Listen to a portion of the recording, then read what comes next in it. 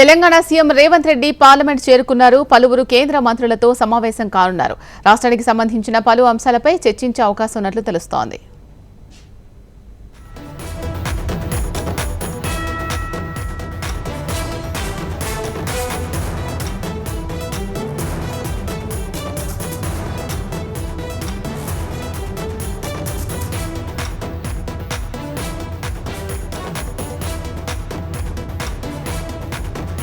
Telangana CM Revanth Reddy parliament చేరుకున్నారు. పలువురు కేంద్ర మంత్రులతో సమావేశం కానున్నారు. రాష్ట్రానికి సంబంధించిన పలు అంశాలపై చర్చించే అవకాశం ఉన్నట్లు తెలుస్తోంది.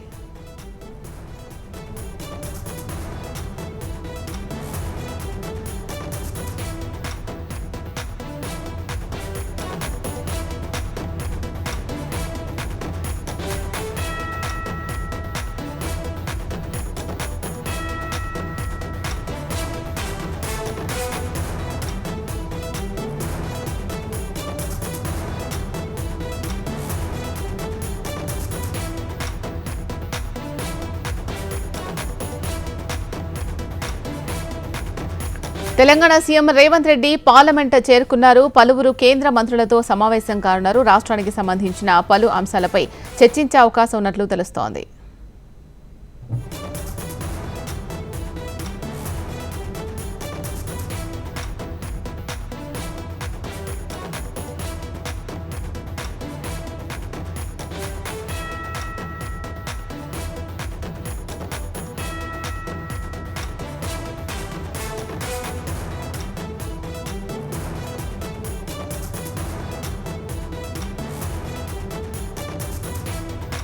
తెలంగాణ సీఎం రేవంత్ రెడ్డి పార్లమెంట్ చేరుకున్నారు. పలువురు కేంద్ర మంత్రులతో సమావేశం కానున్నారు. రాష్ట్రానికి సంబంధించిన పలు అంశాలపై చర్చించే అవకాశం ఉన్నట్లు తెలుస్తోంది.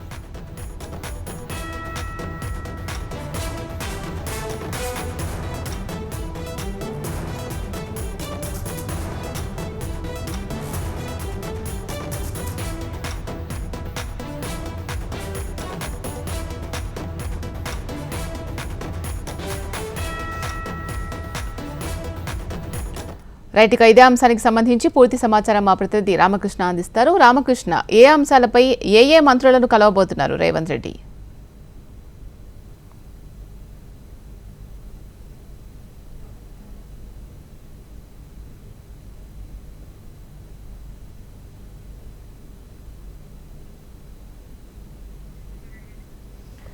రామకృష్ణ, ఏ అంశాలపై ఏ మంత్రులను కలవబోతున్నారు రేవంత్ రెడ్డి ఈరోజు?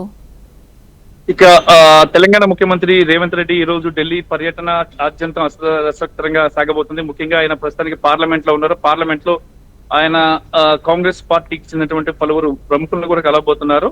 ముఖ్యంగా ఏఐసిసి అధ్యక్షుడు మల్లికార్జున ఖర్గే, అలాగే కాంగ్రెస్ పార్టీ అగ్రనేతలు సోనియా గాంధీ, రాహుల్ గాంధీ, ప్రియాంక గాంధీని కలుస్తున్నారు. అలాగే దీంతో పాటు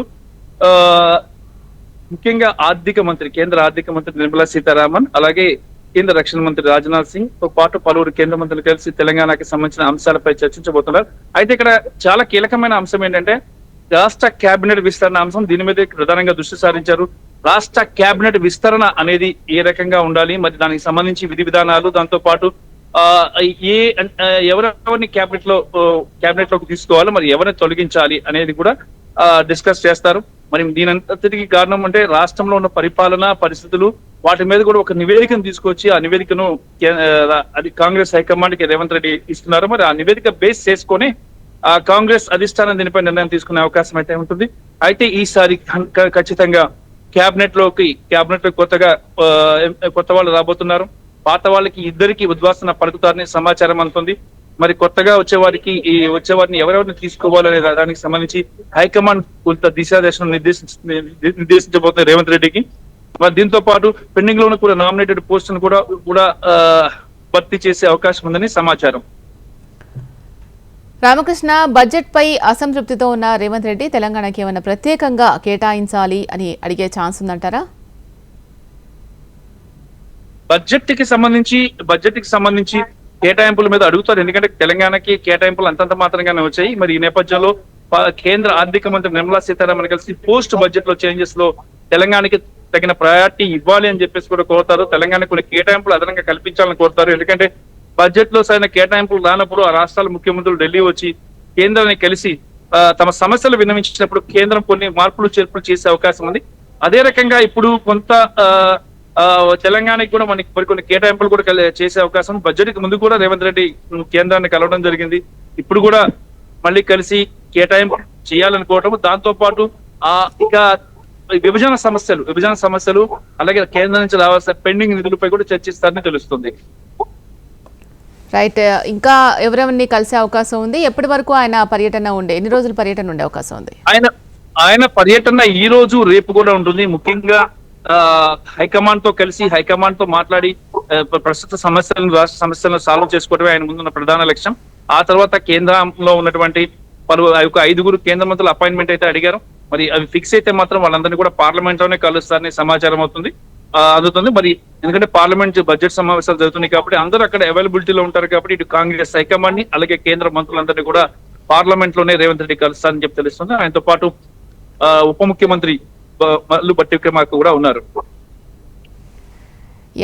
ఏ కేటగిరీ కింద మంత్రులకు ఉద్వాసన పలికే అవకాశం ఉంది అంటారు? పనితీరు మెయిన్ చూసుకున్నట్టుగైతే మన పనితీరు అని చెప్పాలి. పనితీరు బాగుంటేనే వాళ్ళకి పదవులు ఇవ్వాలి, లేదంటే వాళ్ళకి పదవుల నుంచి తీసేయాలనేది కాంగ్రెస్ హైకమాండ్ స్ట్రిక్ట్ గా ఇచ్చిన నేపథ్యంలో అందుకే కాంగ్రెస్ హైకమాండ్ కూడా ఏంటంటే వాళ్ళ పనితీరు మీద ఒక నివేదికను తీసుకురామని అడిగారు. మరి ఆ నివేదికను కూడా ఇస్తారు. మరి ఆ నివేదికను చూసిన తర్వాత హైకమాండ్ డెసిషన్ తీసుకుంటుంది. వర్క్ పరంగా ఎన్ని ఫైల్స్ క్లియర్ చేశారు, స్కీమ్స్ ఎంతవరకు అమలవుతున్నాయి, ఎక్కడ పెండింగ్ ఉన్నాయి, మంత్రులు ఎవరు సరిగా పనిచేయడం లేదు అనేది కూడా ఇక్కడ ఉంటుంది. దాంతో పాటు కాంగ్రెస్ పార్టీకి ప్రభుత్వానికి అప్రతిష్ట కలిగించే ప్రయత్నాలు ఎవరైనా చేశారా, చేసుకుంటే వాళ్ళ వ్యవహారం కూడా ఇక్కడ తేలే అవకాశం ఉంది. మరి ఈ నేపథ్యంలో రాష్ట్ర మంత్రుల్లో కొంతమంది 2-3 లేచిపోతారు, డౌటే లేదు. ఎందుకంటే చేంజెస్ చేయాలని చెప్పి స్ట్రాంగ్ గా కూడా అధిష్టానం ఉంది. మరి ఈ నేపథ్యంలో 2-3 తీసేస్తే మరి ఇంకో 3 అలా రీప్లేస్ చేయడం, దాంతో పాటు కొత్తగా వేరే పార్టీ నుంచి వచ్చేవాళ్ళు ఇంకో 2 కేటాయింపులు అనేది చేస్తారు మరి కేబినెట్ భర్తలు. మరి ఈ నేపథ్యంలో ఒక 5 కొత్త వాళ్ళు కేబినెట్ లో కనిపించే అవకాశం స్పష్టంగా ఉందని చెప్పేసి ఏఐసిసి వర్గాల నుంచి అందుతున్న సమాచారం. Right, thank you Ramakrishna.